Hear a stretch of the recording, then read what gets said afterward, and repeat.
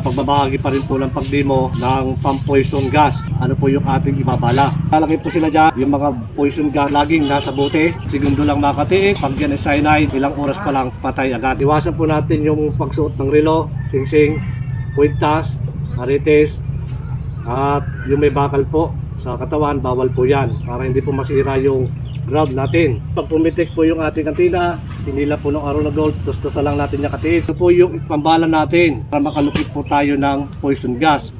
Ito po ay isang buting maliit na may takip na may laman po siyang gamot. Na ito po ay may kakayanang lumukit ng isang bote na may laman, may kinalaman sa tubig na lason na may takip po yan. Na kahit po yan ay nakabaon tulad po ng mga pang-poison gas na inilagay po ng mga hapon, yan po ay napakadelikado. Kaya kapag meron po kayong pambala sa pang-poison gas, pwede nyo pong i-estimate. Kung naglulupit po siya ng pang-poison gas, pwede nyo po siyang i-estimate. Malalaman nyo na po kung gaano kalalim. At kapag malapit na po tayo, doon po tayo mag-iingat dahil malapit na po yung pang-poison gas.